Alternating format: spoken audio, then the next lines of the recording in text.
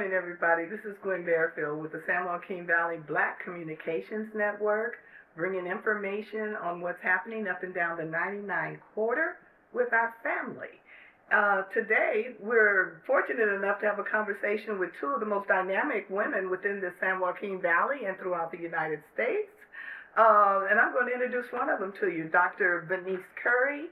Dr. Curry has harnessed her unique background as a medical doctor and trained psychiatrist to address the intersecting needs of underserved population in the western United States. The intersection between medicine and environmental and social justice issues are at the core of her advocacy efforts. As a resident of the Central Valley, she has successfully managed local and statewide issue campaigns on education, healthcare, air quality, and land use policies.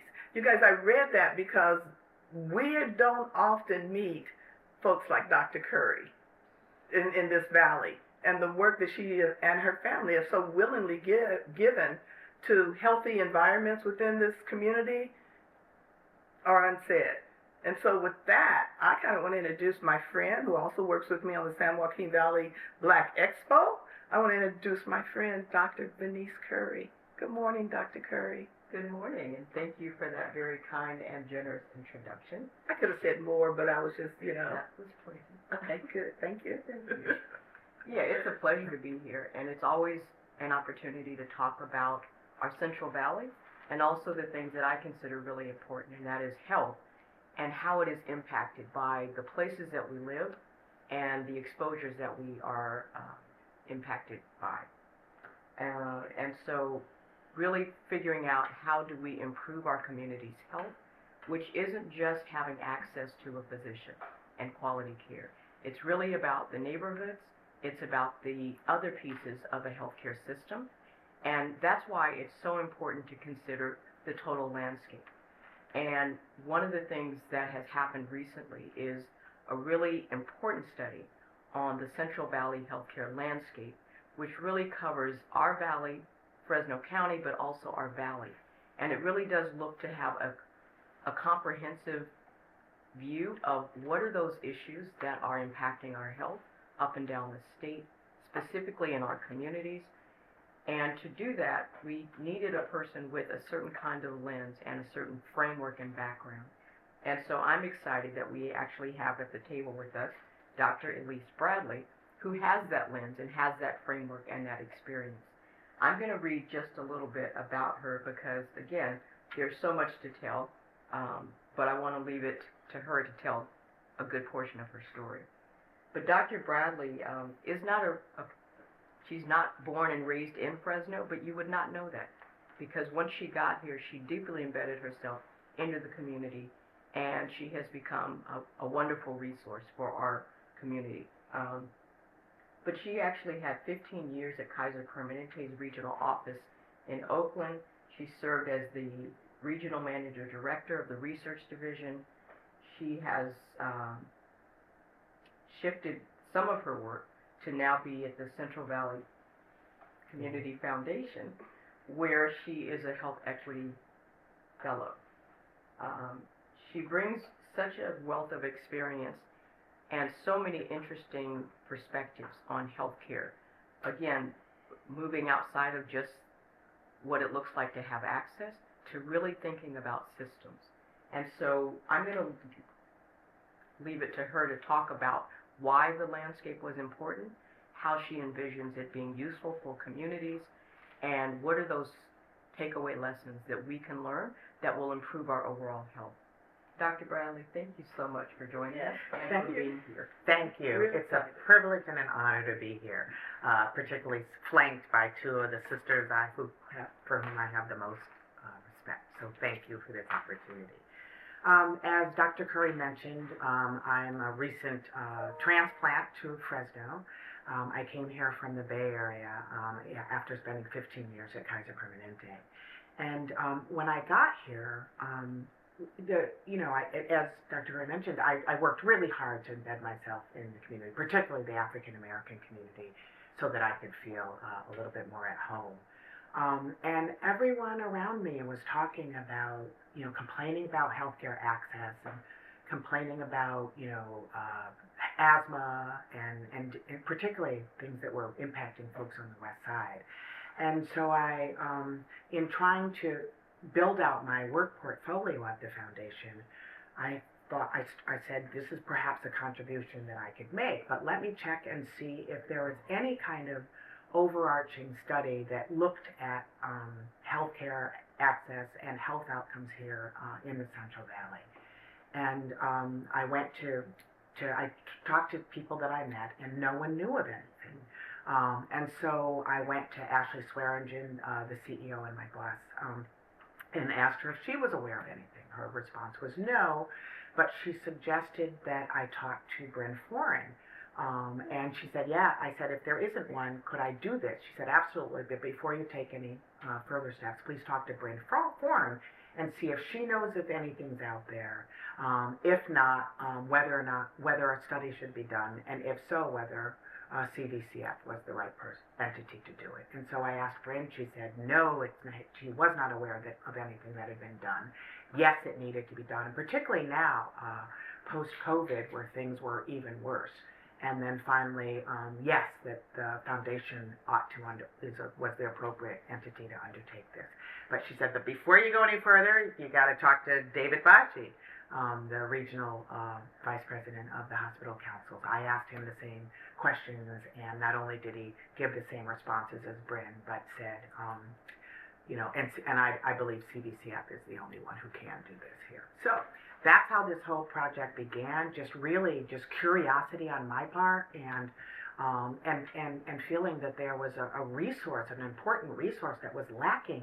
You got to understand your problem before you can begin to solve it. And so that's how this report was launched, as an attempt to actually dig into the nature, the breadth, and even the nuances of our healthcare system here, and the impact that it was having on particularly Central Valley residents. So the foundation traditionally works in four to six counties: Fresno, Kings. We have a presence in Merced, Madera, and Tulare, and so we often do some things in Mariposa too. And so we decided to focus on this initial 6-county catchment area, with the thought that we would use Kern County as a kind of a comparator. It was a false assumption on my part and on others that Kern's health outcomes and health system would look better, given that they had the large industry, and the assumption that people had more access to employer-provided insurance. But when we ran the numbers, their numbers were no better than ours, and so we decided to expand our footprint and to include Kern County, and so glad that we did. Dr. Traco Matthews now, the Chief Equity Officer for Kern Health Systems, I had a conversation with him, and he very much supported the inclusion of Kern County. And so that's how it came to be, this catchment area. And we went through we had funding from Anthem Blue Cross, a fund that had been at the foundation, and so they authorized us to use these funds along with an advisory committee to commission this report. So we put out an RFP, we got about 15 applications, and finally selected Jess Thatcher Consultants out of the Bay Area to do this.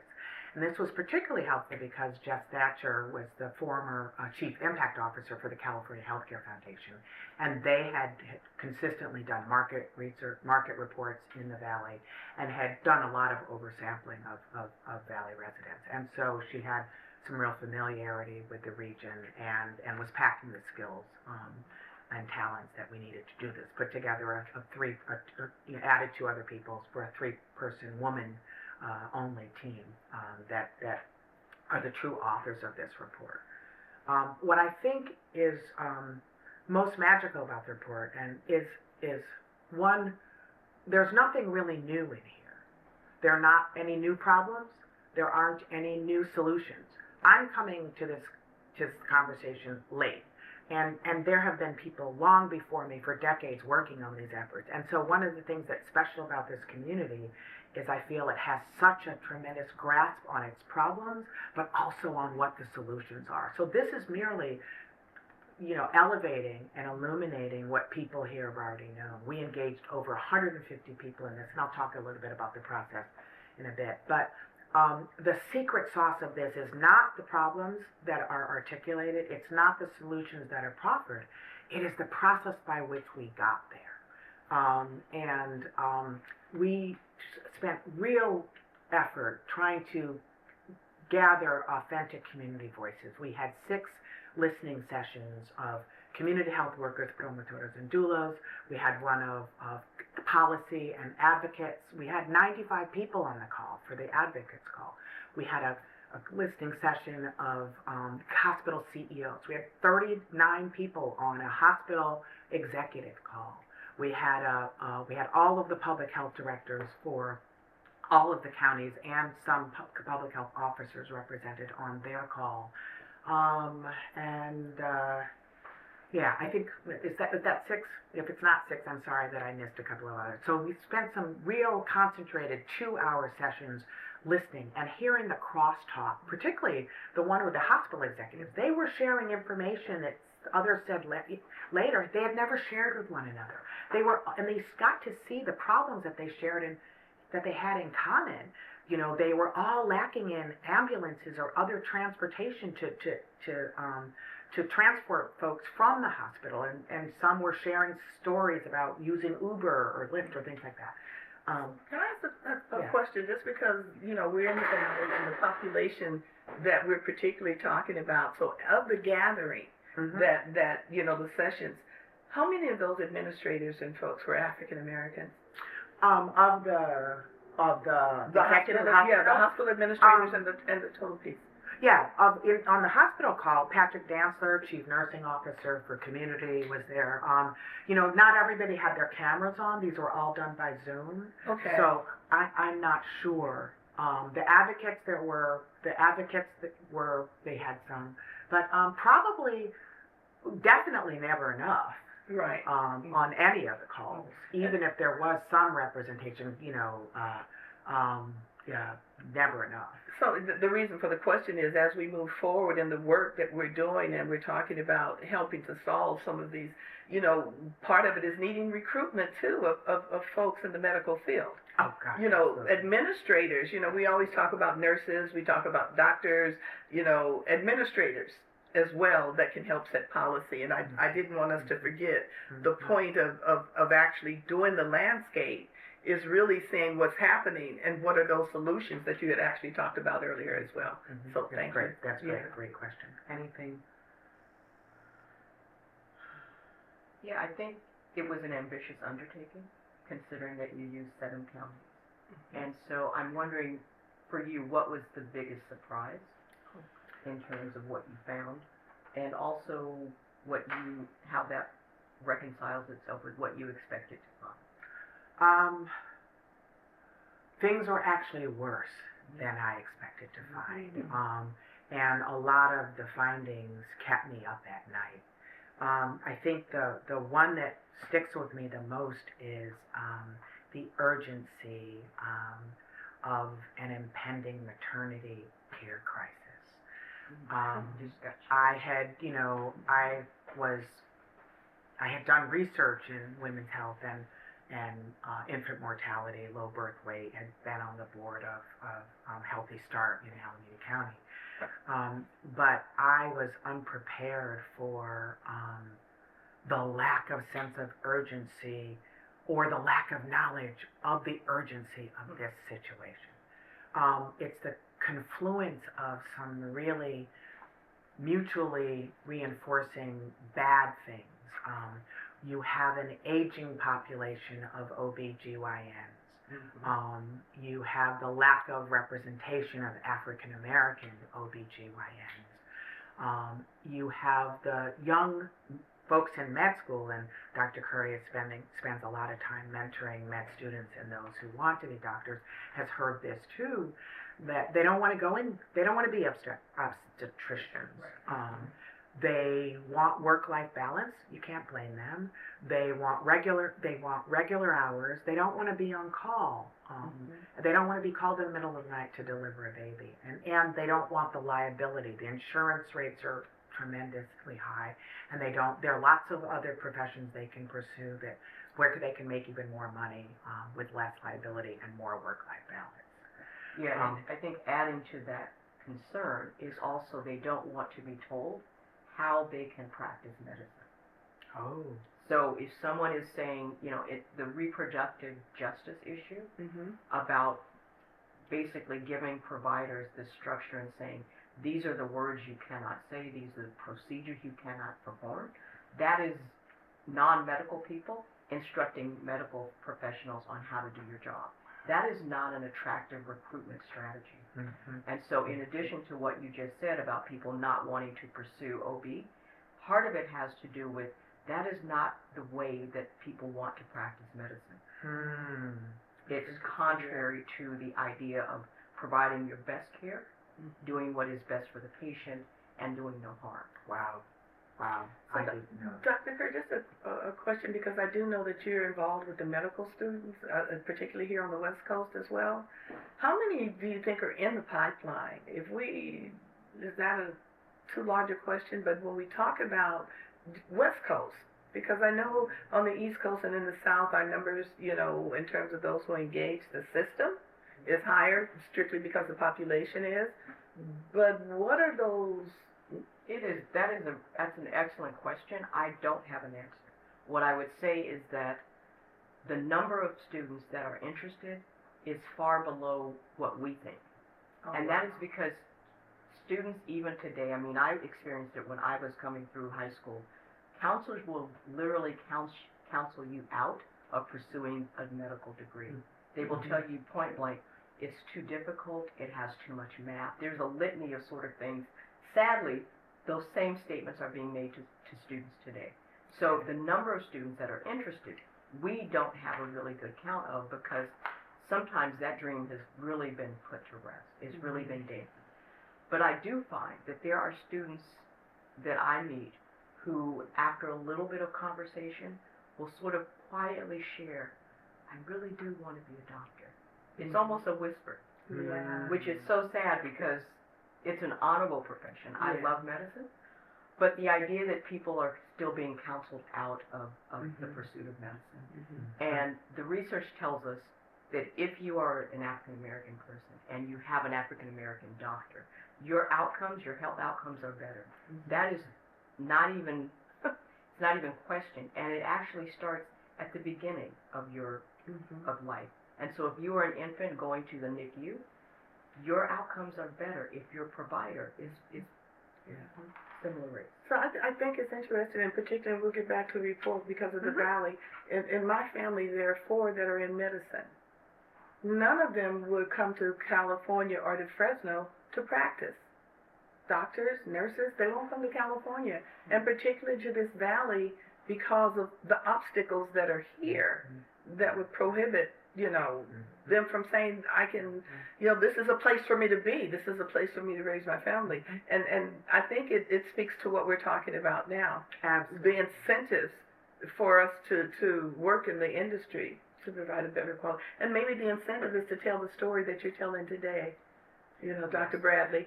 Part of it is telling the story and getting it out so people can really hear, and maybe we can change some of the things and the ways we're talking to our youth to get them more engaged as well. Absolutely. Absolutely. Yeah, and I think it's like, where do you start? Doctors don't want to come here, or we have difficulty retaining them because practicing here is harder. When you have a community that is poor, when you have a community that doesn't have access to prenatal care, to preventive care, to manage chronic disease management, when you have air that isn't, the quality is poor, where you have poor transportation, the social determinants are the overarching issue that creates conditions where it's difficult to be healthy. So when you have an unhealthy population with higher disease burdens, a doctor here gets a higher a heavier load in their patient panels. And you're on the front line. Our private hospitals are serving as our safety net hospitals, our public hospitals, and it's everything just keeps getting pushed down, and it lays on the shoulders of our physicians and other providers. I would just add to the level of social determinants of health that the umbrella is also the political determinants of health. And that when I think about West Fresno and I think about the issues and the prevalence of asthma and preterm birth and infant mortality, and I look at the pollution burden, and then I look at how did that pollution get there? It's a land use decision. And that is at the government level, that's at the local level deciding what will we put in this neighborhood? Will we put nice amenities and shopping malls and basic things that people need? Or will we load it up with industrial sites? And so that political decision impacts the land use, impacts the neighborhood and how it's created and built, and then impacts the health of that community. And so with West Fresno, we can talk about asthma and prevalence and look at census tracts and see where's the heaviest pollution burden. And then we can see how that maps with redlining as historical ways to keep people segregated, but also to underinvest in neighborhoods. And so as much as we want access to quality care, we also have to fix the other pieces around people. And that's the quality of neighborhoods and how they are built, how they are created, how they are nurtured, how they are invested in. And I would take that another step higher. And that is, you cannot talk about health equity without talking about racism. Absolutely.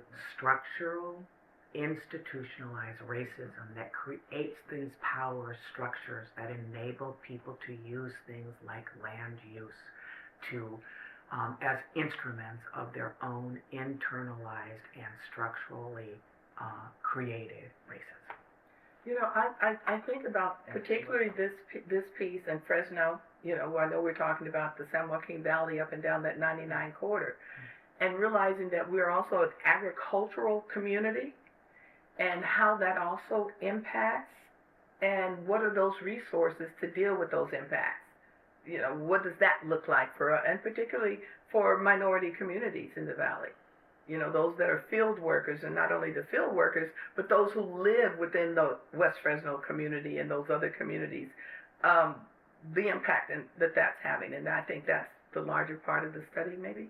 That's another portion which you address, which is rural communities and what their access looks like and what their issues are. And so, I mean, the beauty of the report is that it covers both urban and rural locations, in addition to sort of drilling down on things like maternal crisis and who's going to provide care and how are we going to save and protect moms through the pregnancy, but also what happens once they deliver. Yes, the San Joaquin Valley Black Communications Network not only is having this conversation, but hopefully we'll be able to have more conversations with Dr. Bradley as well as with Dr. Curry about this. So if you're really interested, don't forget to go to sjvbcn.com and drop your questions in. And this particular, the healthcare landscape study, you know, we'll have a link on our website for more information about that. And so making sure that we do that as well.